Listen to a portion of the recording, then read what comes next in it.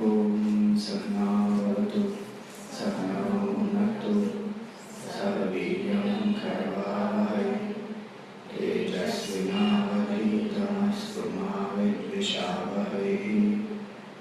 Om Shanti Shanti Shanti. Guru Brahma Guru Vishnu Guru Devo Maheshwara Guru Sakshat Parabrahma Tasmai Shri Gurave Namaha. Samasta Jana Kalyani Viratam Karunamayam Namami Chinmayam Devam Sadgurum Brahma Vidvaram.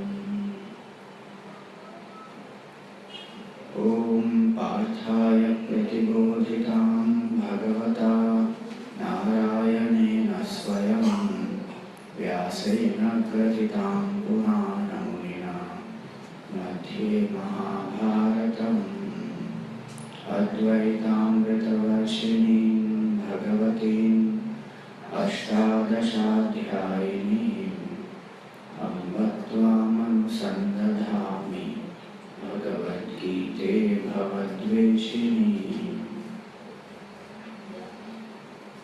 Yam Brahma Varunendra Rudra Marutah Sumvanti Divyaistavaihi Vedai Sangapadakramah Upanishadaihi Gayanti Yam Samagaha Dhyanavasthita-tadgatena manasa Pashyanti Yam Yoginah Yasyantam Navidusura-suragana Devaya Tasmai Namaha. Devaya Tasmai Namaha.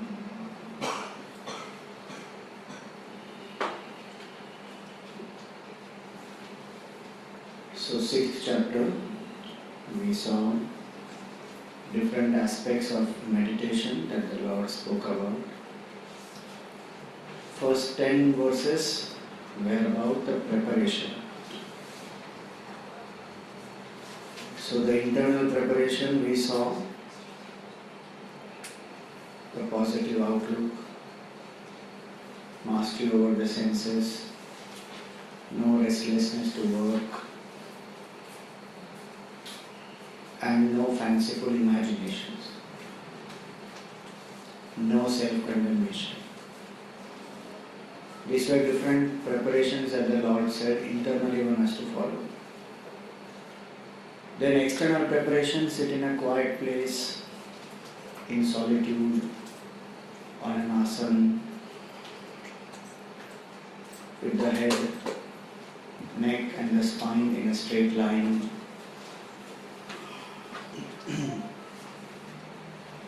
And what is the purpose of this meditation?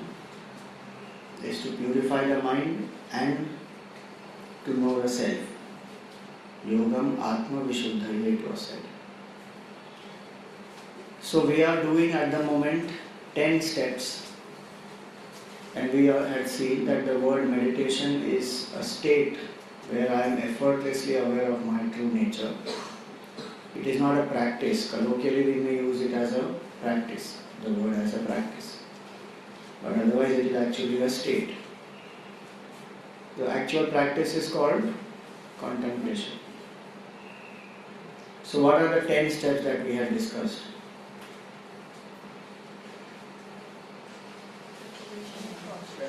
First, preparation and posture. Second, auto-suggestion.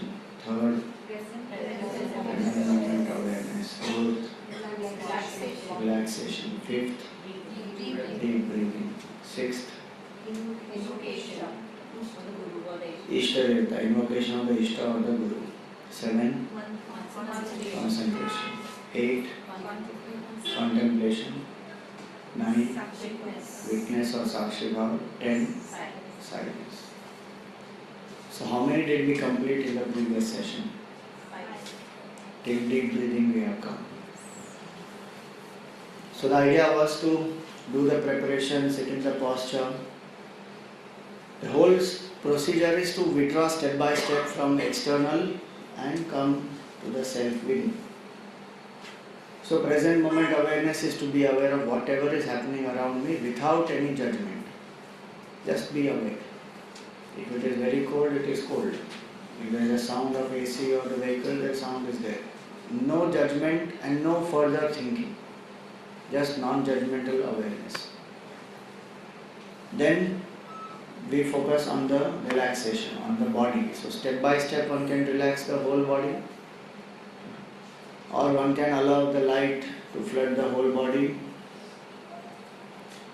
Then we came to the deep breathing.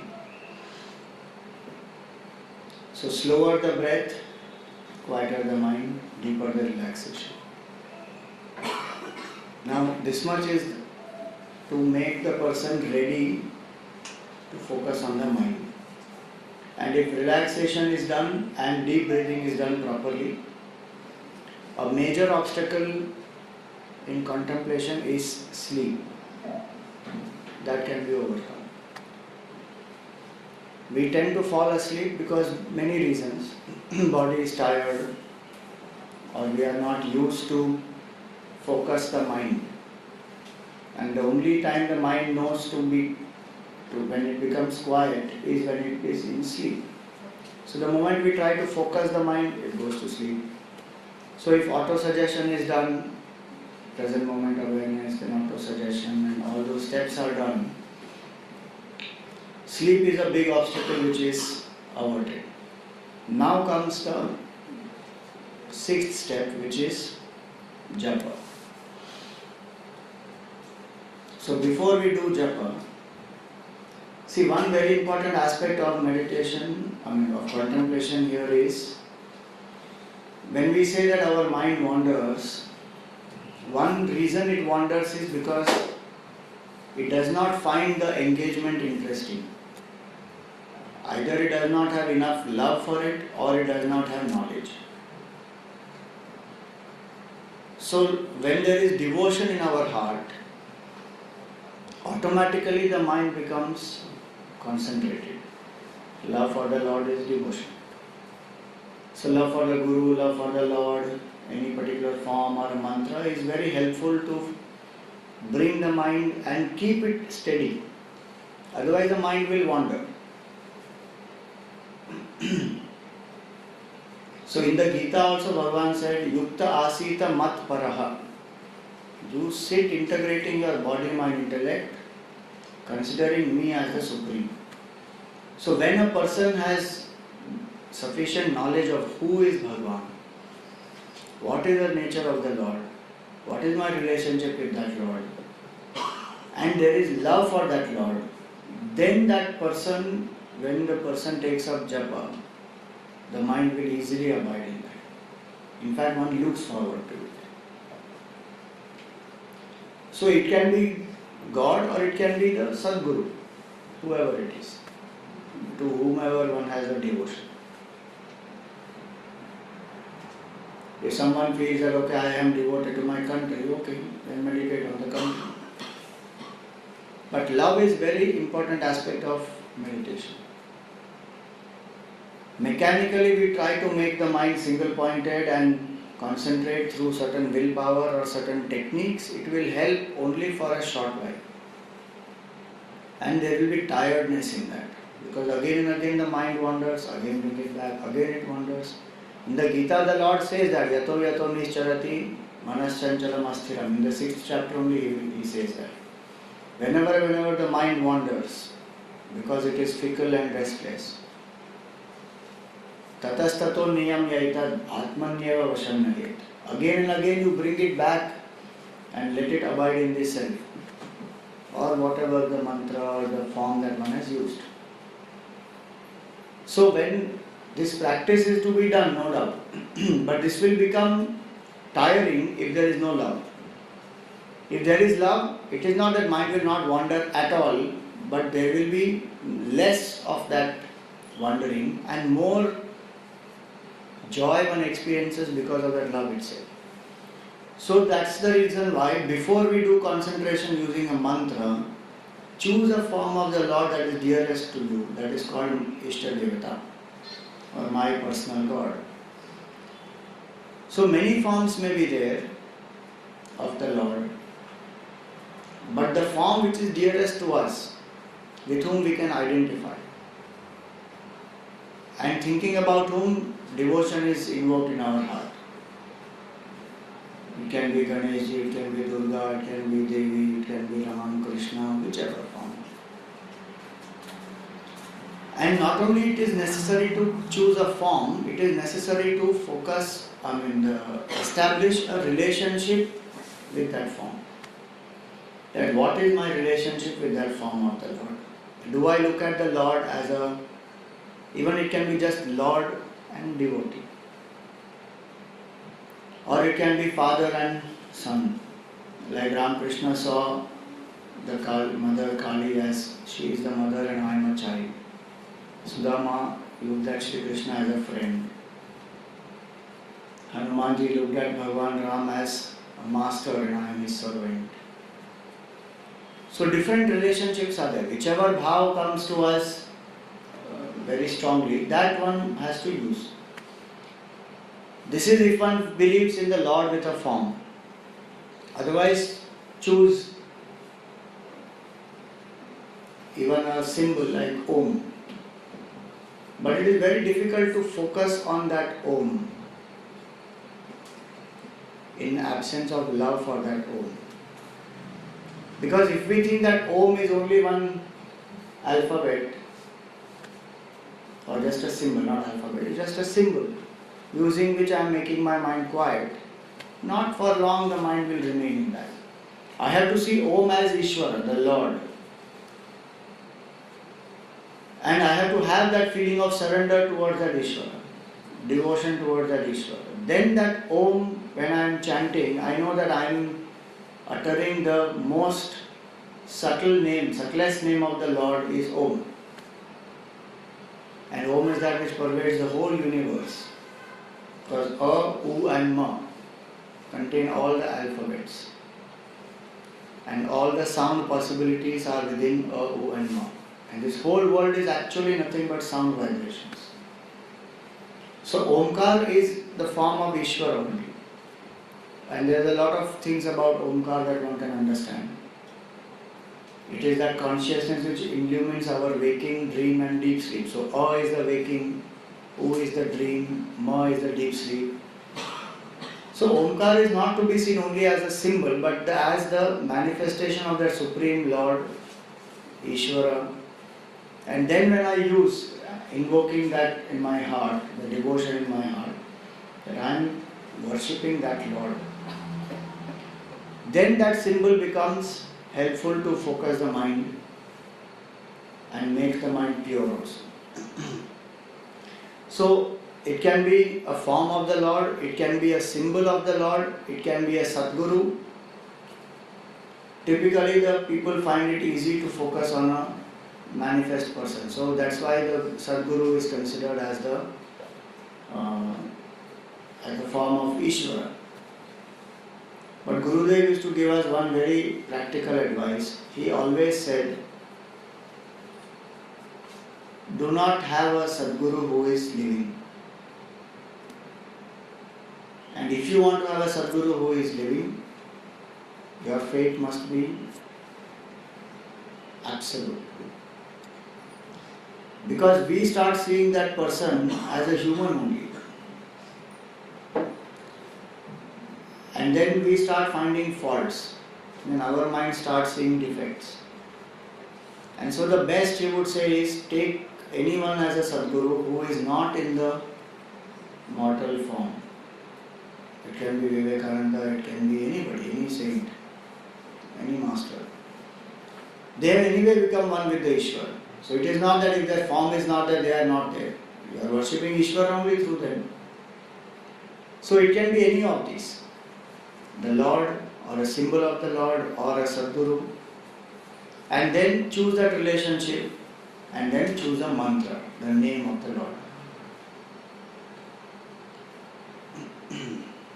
Remember, what we are trying to do here is to purify the mind and know the self. We are not talking about some relative quietude and peace of mind where any mantra is taken and one just keeps chanting, one doesn't know the meaning of it. and just one goes there because of some group vibration. That is helpful to a certain extent, and that has a different purpose. Here it is my individual sadhana, so I have to choose that in which my mind abides.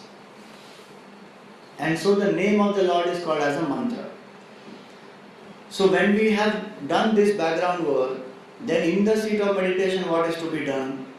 We visualize a circle of white light. Between the space between the two eyebrows, Agnya Chakra, or in the heart. Whichever one you find it easy to visualize. The circle of white light is a focal point. And also that heart or this, they are focal points of meditation.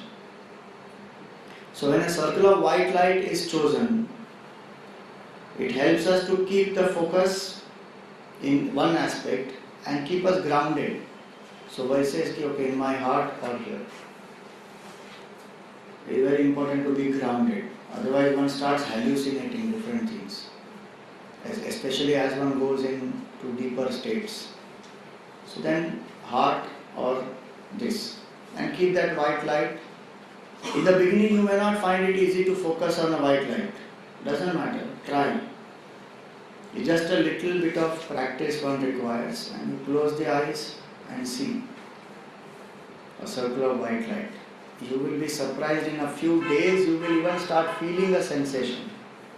As you close the eyes and focus here or here, you will feel a sensation also. And that sensation is that which helps the person to remain focused. There is no wandering there. The moment the mind wanders, that sensation will go. Immediately one brings back. So it's a very nice method that the masters found. And of course they themselves have the chakra significance also. This is the heart, so the seat of all emotions and all the feelings. And this is the head, so all thinking etc. happens from here.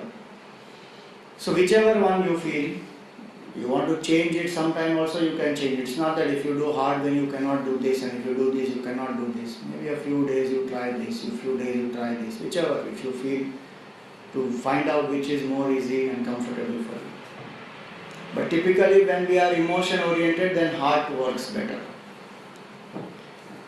What to do in that circle of light? Invoke the form of the Lord and the Sadguru. And when we invoke that form, then the bhavna must be, this is Ishvara. This is the Lord.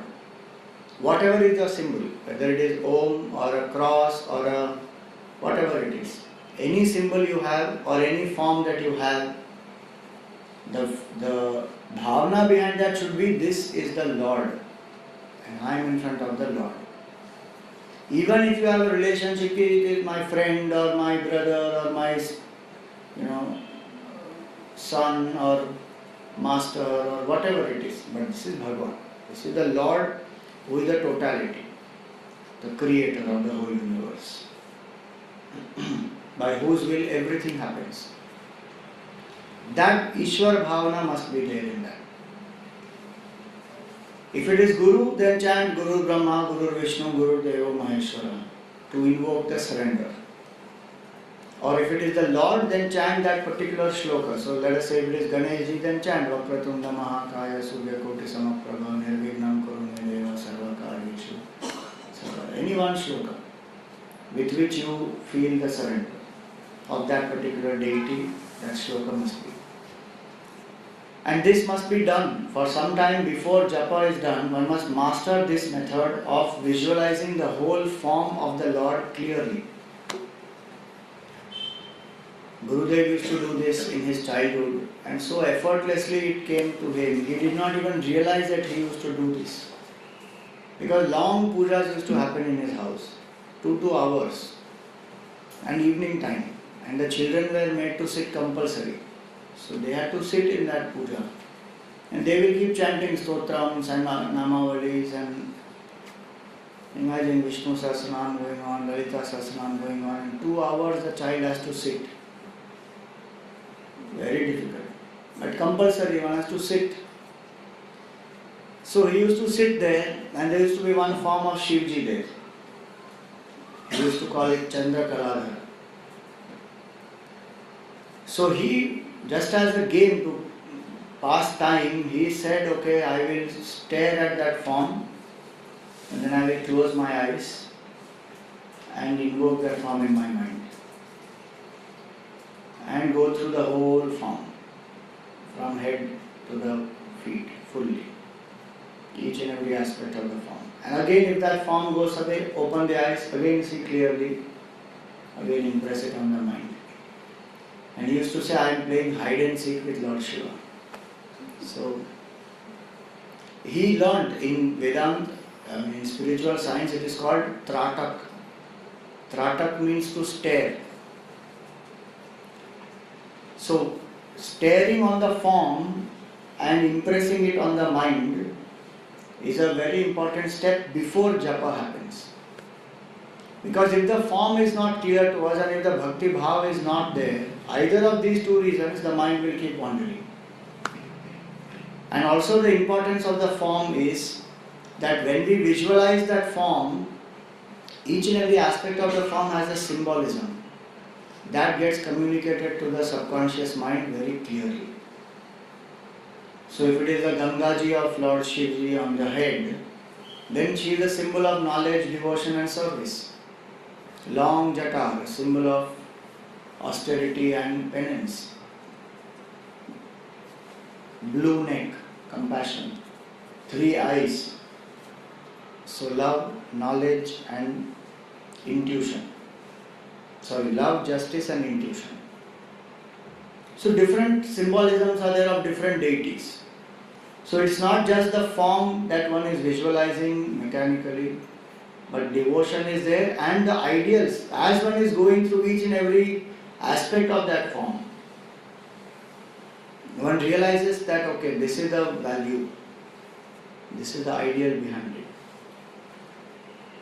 So if you find that effective, use that each part has a symbolism. Like so many people now, these forwards would have come now in Ganesh Chaturthi time, so many. That the big ears of Ganesh ji are to listen, and then the trunk is about flexibility, and then the small eyes are about alertness and focus, and so many different aspects are there. So each aspect, as I visualize, I imbibe those qualities. And that's why Gurudev used to tell us that Hindus are not idol worshippers, they are ideal worshippers. They worship the ideals behind the idol. So form is just a means for us. And please remember one very important aspect. These forms are not created by human beings. Because somehow the majority today believe that these are forms created by some human beings just to make the mind quiet. Vedic literature doesn't say that. Vedic literature says that the mantra has sound vibrations, and if you chant the mantra with that particular sound vibration, in that particular intonation, the form will automatically manifest in front of you. So Gam Ganapataye Namaha. Gam is a bija mantra. So if you just meditate on Gam properly, the form of Ganesh ji will actually manifest in front of you, even if you don't know who is Ganesh ji. And those experiments have been conducted. Ganapati Atharva Shirsha, I don't know if you are aware of it. Many people may be chanting it also.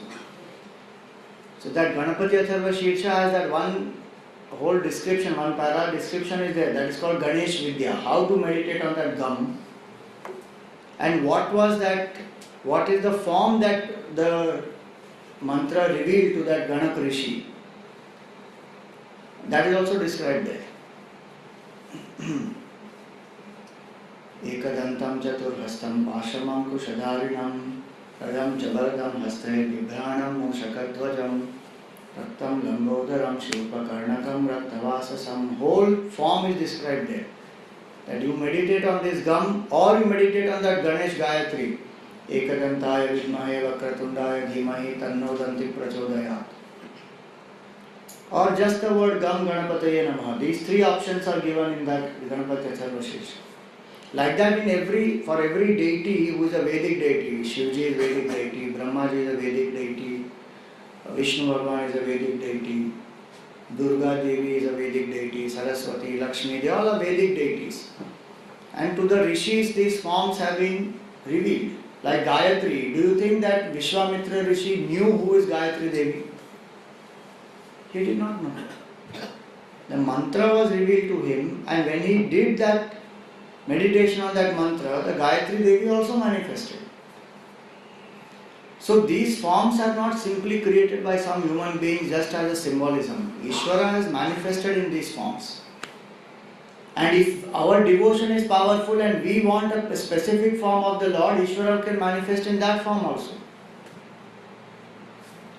So if you say, no, I don't like Krishna Bhagavan with pitambar and flute, I want him to be with blue jeans and yellow t-shirt, okay.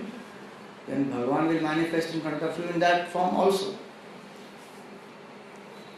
So these forms one must have, that's why that faith and that Shraddha comes there. These forms are the forms of the Lord. Like Om is not created by a human being. It's a primordial sound of the whole creation. And it pervades the whole creation. You can hear the sound of Om in the whole creation. So the faith must be that these forms exist and they have certain values and symbolism behind it also, and that they represent Ishvara.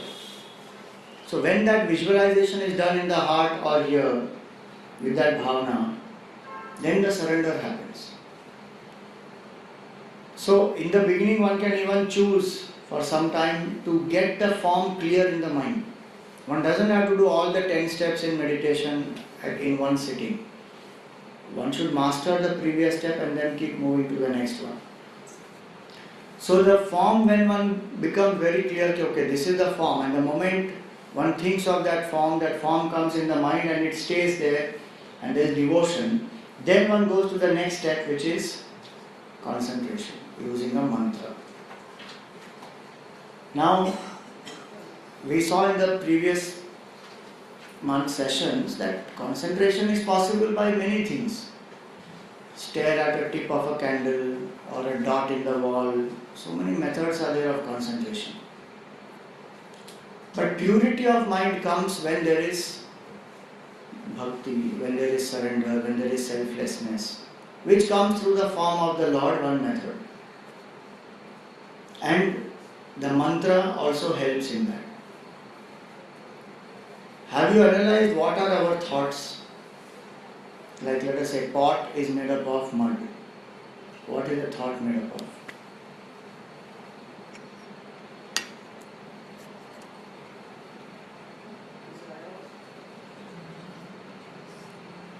Desire manifests as a thought. What is the content of a thought? Any thought?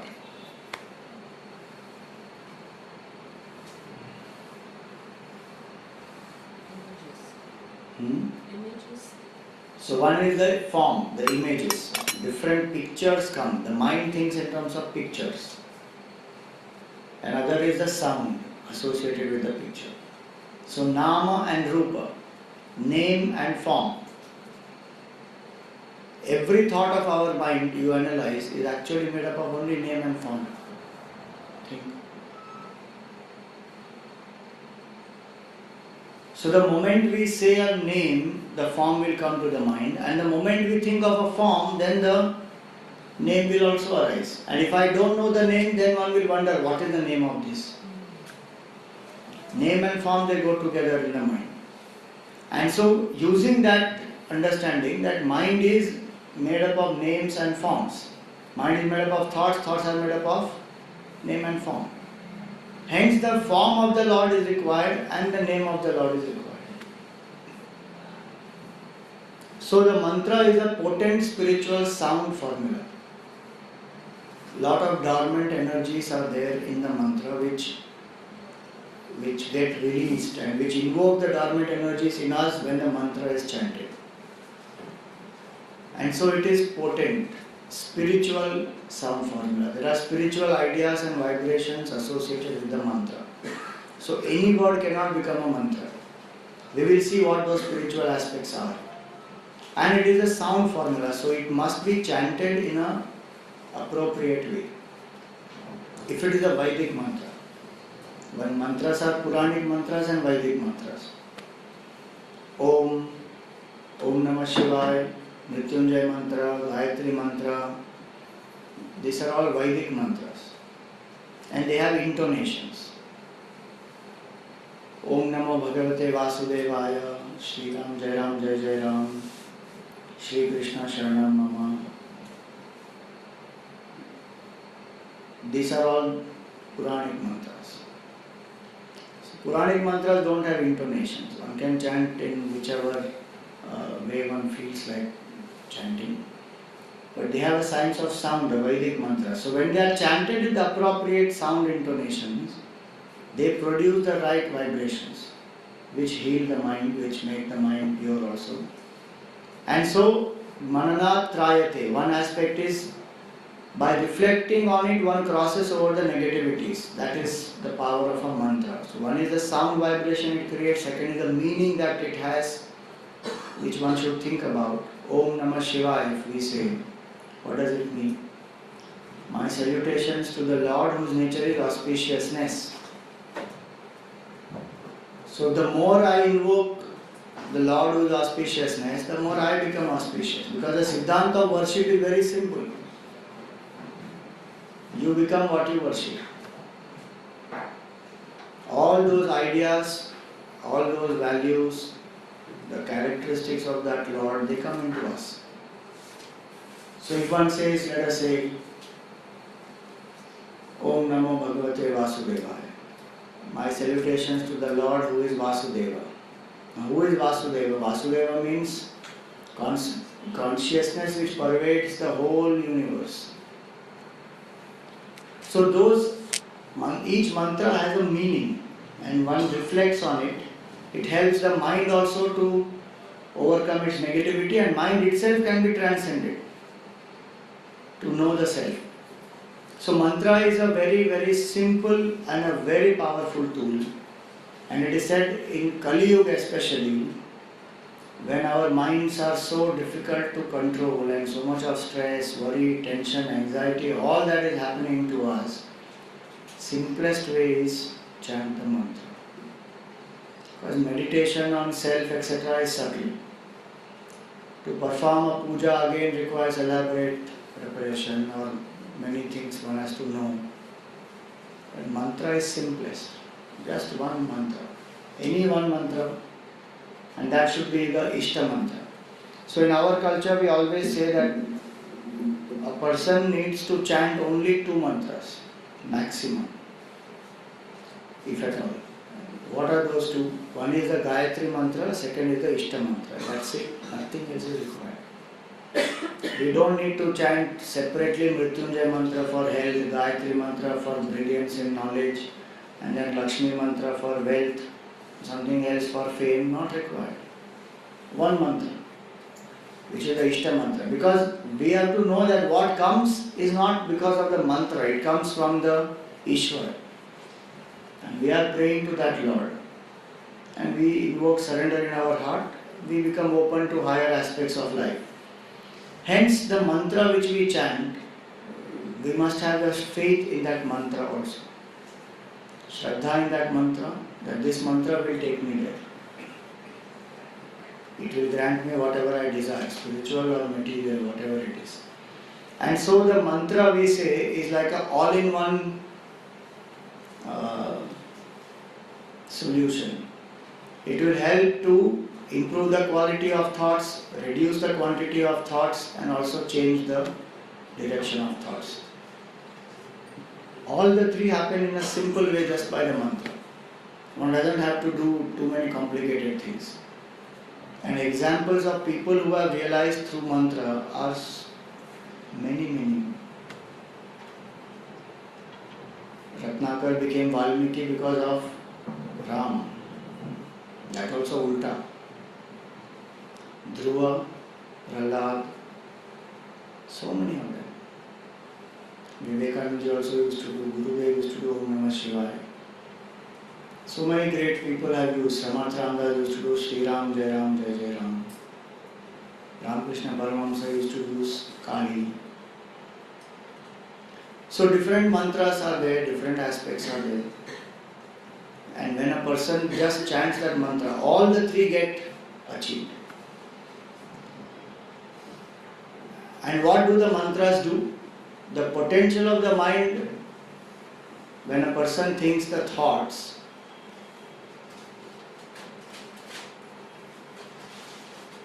is conserved. It doesn't get dissipated. Like the water which is flowing has a lot of energy. And when a dam is built across it, then that energy is harnessed. In the same way, our thoughts, when they flow, there is energy in those thoughts. But typically, we allow that water to, just like the water, if it flows in all directions, then it won't reach the ocean. It's like a meandering river which doesn't reach anywhere. It will get absorbed in the earth only. But if there is a proper channel and the water flows, then there is a lot of energy in that water and the dam is built and the energy is harnessed. Same way, our thoughts have a lot of energy. And these thoughts, mantra makes them single pointed. And so that's why it is said asana also must be used. Because not only physical energies will be generated, apart from the pranic and the mental energies, even physical various centers in the body, they get activated. And that energy should not leak away. That will help the person to heal, to become stronger. Many better things will happen to the person. And hence, it is that a mantra is a very powerful tool. To repeat that mantra is called as japa. For a certain number of times the mantra is repeated. One can do it even otherwise, without keeping account, effortlessly one keeps doing. But as a spiritual sadhana, specifically, then certain number one must fix. And best is to start small and grow big. Do not take up some difficult type of a practice, saying I will do 11 malas every day. Start with one mala. And even if that one mala 108 is difficult, start with a smaller mala which is 27 beads. What is important is the mind must look forward to it. Mind must not get pressurized by it.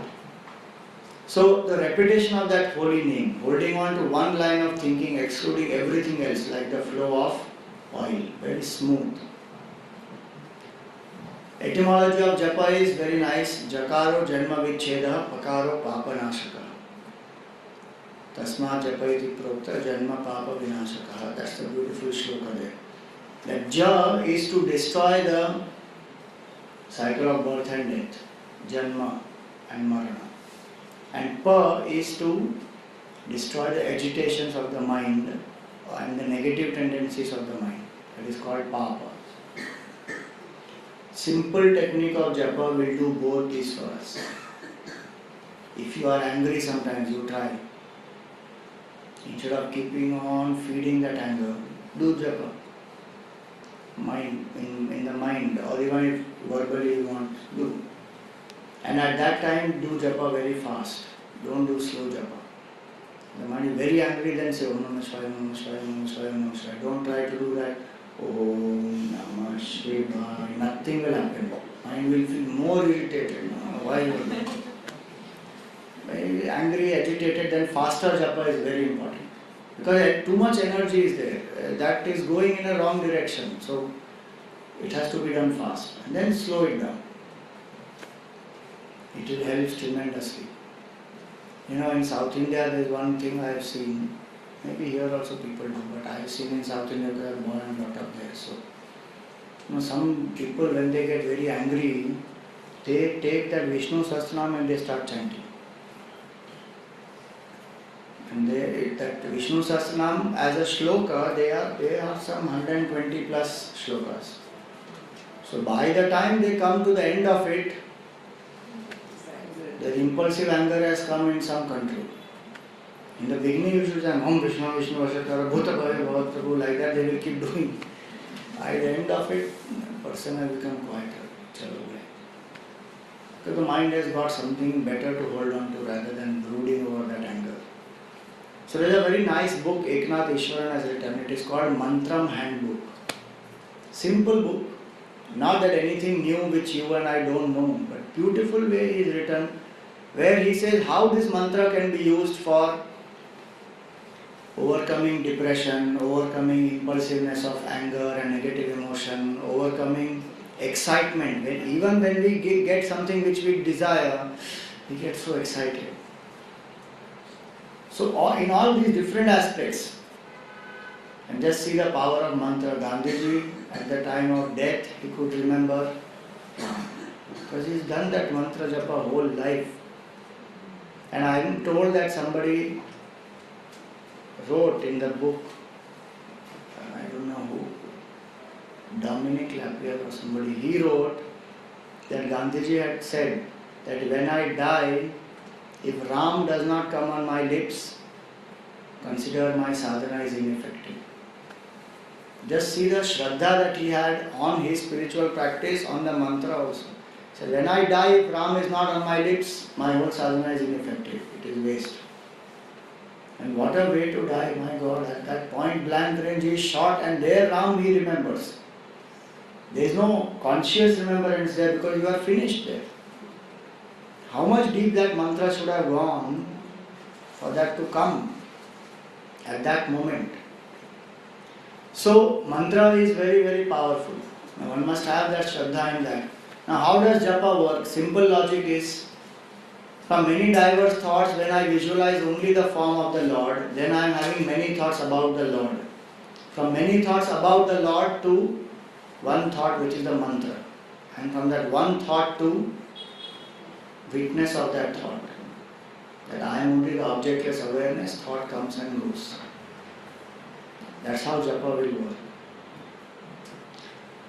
So I spoke about spiritual aspects of a mantra. There are 5 spiritual aspects of every mantra. When I say mantra, please remember Vedic mantra. So there is a rishi for a Vedic mantra, to whom that mantra was revealed. Like Gayatri mantra was revealed to Vishwamitra Rishi. Om Namah Shivaya. So the Namah Shivaya mantra is revealed to Vamdev, Kahol and Vasishtha, 3 rishis. Om is revealed to Brahmaji. So Omkarasya Brahma Rishi. So every mantra has a rishi to whom it is revealed, and one invokes, one remembers before the mantra japa, okay, this is the name, this is the rishi to whom it was revealed, invoking their grace. It will have a deity. Who is the deity of that mantra? Like tell me, who is the deity of the Gayatri mantra?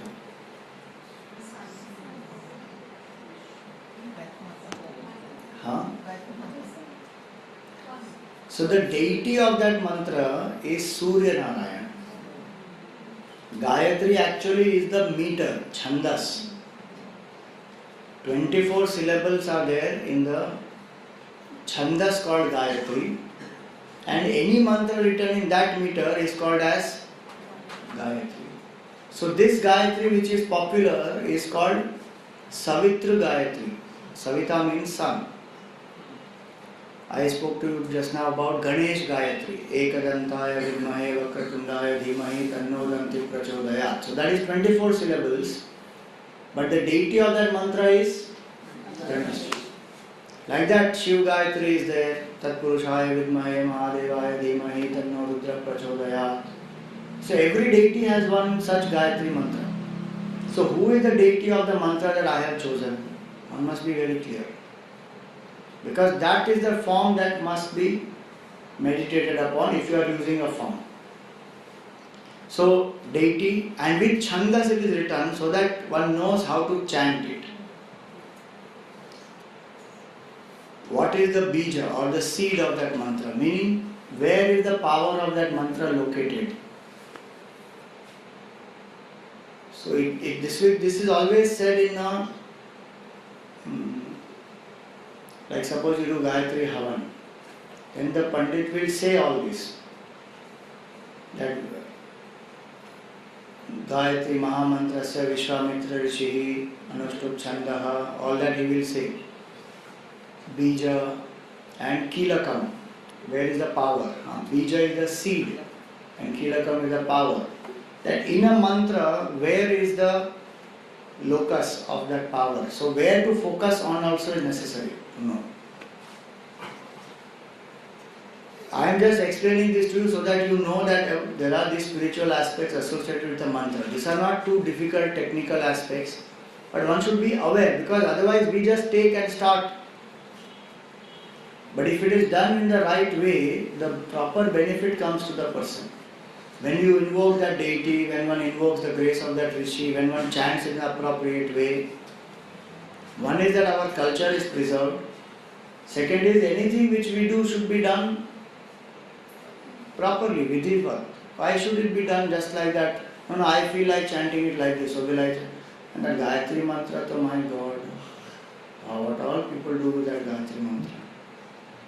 Nice cassette will be put up in the morning. Om Bhur Bhuva Swaha. With all music and how many ragas and what all happens. It's a mantra, it should not be chanted like that. Not that any harm will come, but the appropriate benefit which should come as a sound vibration, that will not happen. Religion, we think of it not as a science, that is our problem. It is a subjective science. Now if we say we want water, what will we do? 2 molecules of hydrogen and 1 molecule of oxygen. Will we say it's okay ना एक molecule mix करता है hydrogen और आधा molecule है एक molecule oxygen चलेगा? No, then water will not come. And how people in the vidhi only people say अब ये नहीं है तो चलेगा, ये ऐसे chant कर लिया तो चलेगा, भगवान को कुछ भी चलेगा. But our sadhana doesn't happen properly, and that shows our tamo guna there. I am not capable of finding it in the right way and doing it in the right way. I should find out and do it. So then that mantra which I choose, and I should find out what is this, what are these 5 aspects associated with that mantra. And then before I chant the mantra, I should bring these 5 into my mind. There will be 2-3 lines about that. Every mantra there will be all these. And then one remembers this and then one chants the mantra. How to choose a mantra? The best method is to get it from a sadguru or a realized master. If they are into mantra, into initiation, then the sadguru actually sees the disciple's level and gives. But then it may not be possible, and one may not have that much shraddha or find a sadguru. Then, if individually one can't find to get it, then get it in mass. And if that is both are not possible, pray to the Lord that please reveal the mantra to me, that which is the mantra that I should chant. And then choose the mantra. Once you know okay, this is the beloved form of the Lord, find out which are the mantras options available for it, and then choose one mantra. And please stick to that one mantra after one chooses. One should not shift again and again and again. In choosing the mantra, the form of the Lord that is dearest, that should be chosen. Because we said earlier, the bhav is important. And remember, the Lord is how many? One only. Because many people don't understand that. Somebody will say, no, Krishna only is the supreme God. Every other God is below that. And why are you worshipping Shivji? Unko moksha nahi milega. Come to Krishna.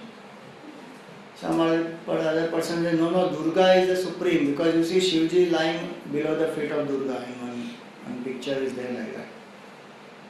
So those are different aspects where in Devi Puran and those things the Devi is highlighted. In Ganesh Puran, Ganesh is highlighted. Each form, the devotee must have shraddha that this is the Supreme Lord. For that form is glorified. So whichever form is the form dearest to me, I should know is the form of Ishvara and choose the mantra of that form. And do the japa of that mantra and Gayatri mantra along with it. Nothing more than that. And even in this actually Gayatri mantra is to be done lesser number of times than the Ishta mantra. As one progresses, one has to reduce. Gayatri one can do 11 times, 27 times, or not 8 times, but the Ishta mantra must always be more. And that mantra can be Vedic mantra or Puranic mantra. As I said earlier, Vedic mantras have intonation. So all these are Vedic mantras. Om, Gayatri mantra, Mrityunjay mantra, Namah Shivaya, Dam Ganapataye Namaha, Om Namo Bhagavate Vasudevaya should come be watched. That's not a Vedic mantra. Puranic mantra is Shri Krishna Sharanam Mama, Ram, Om Namo Bhagavate Vasudevaya. And whichever mantra you choose, let it be inspiring. Let it not be something where I have to push myself unwillingly to do that. Now last part is how to use the rosary. The rosary is very simple to use. This is the traditional way I am showing you. This ring finger must be used for the rosary, to hold the rosary.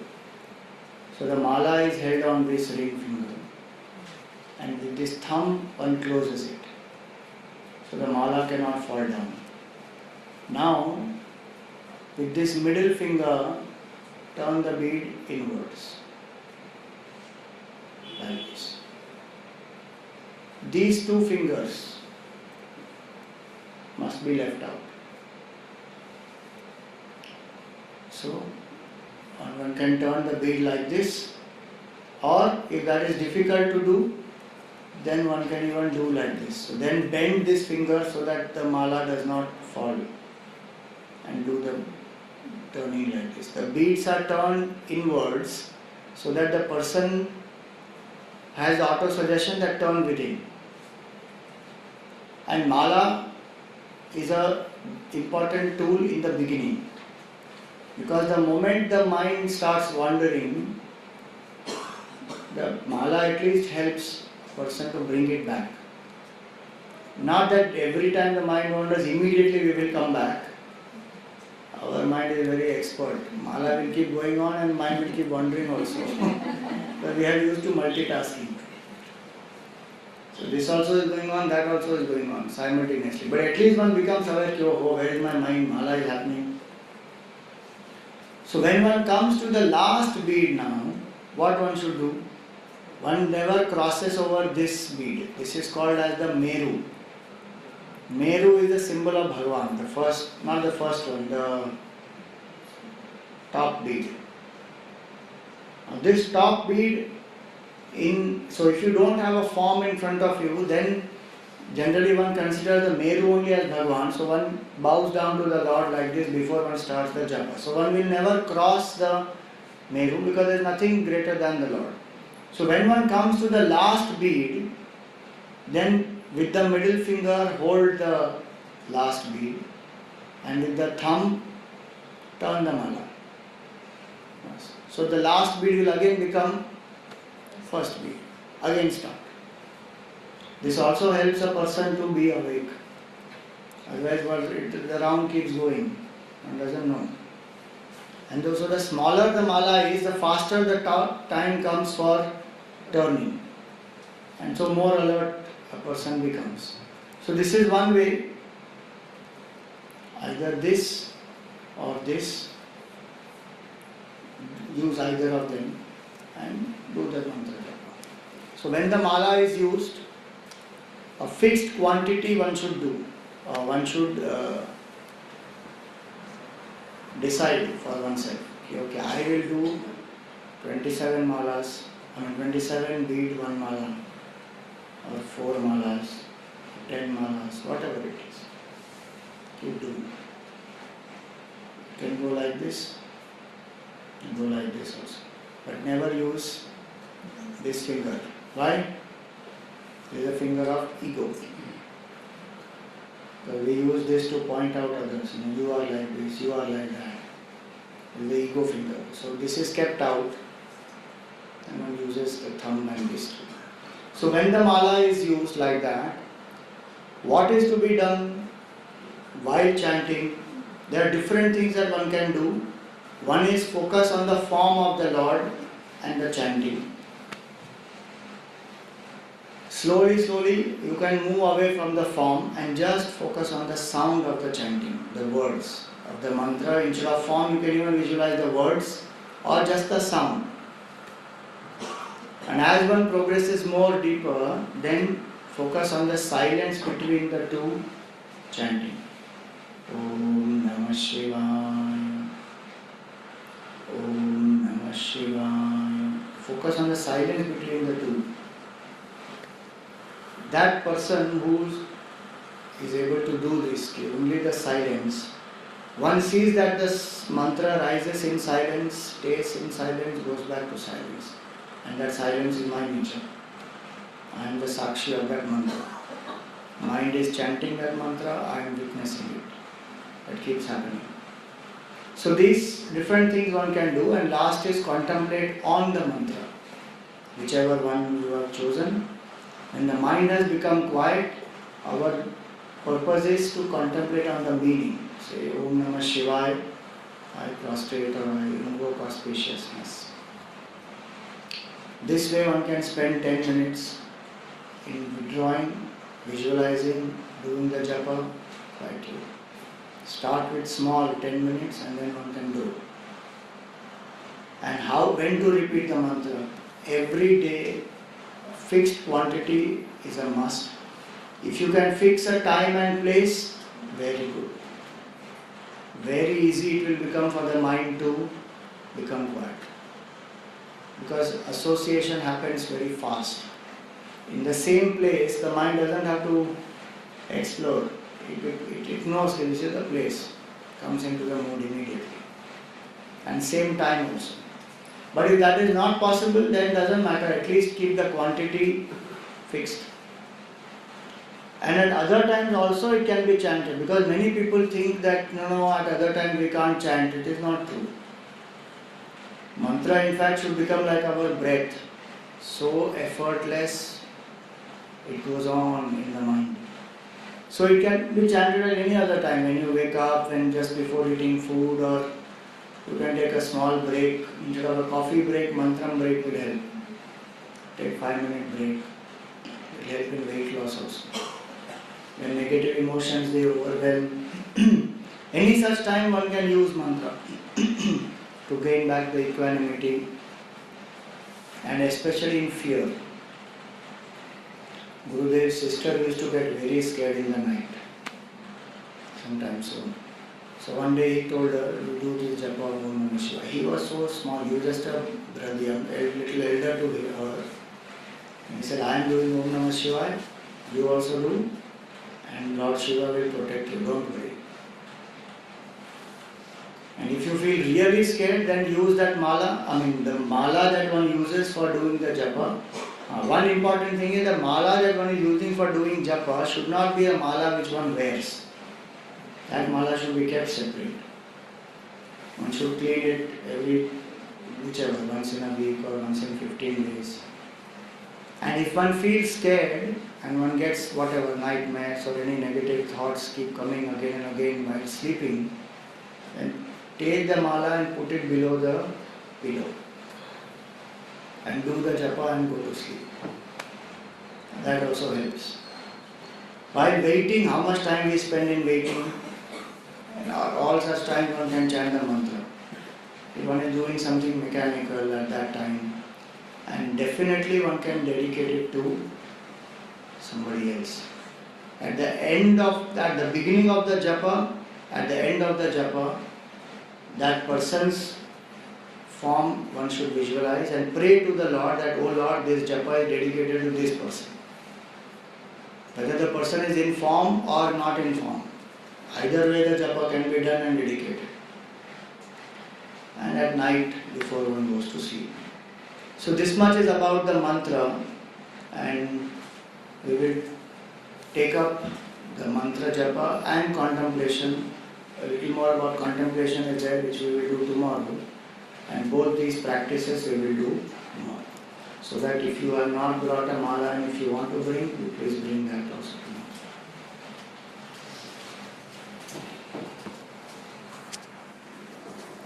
Om Purnamada Purnamidam Purnat Purnamadachyate Purnasya वशिष्यते। Om Shanti Shanti Shanti. Hari Om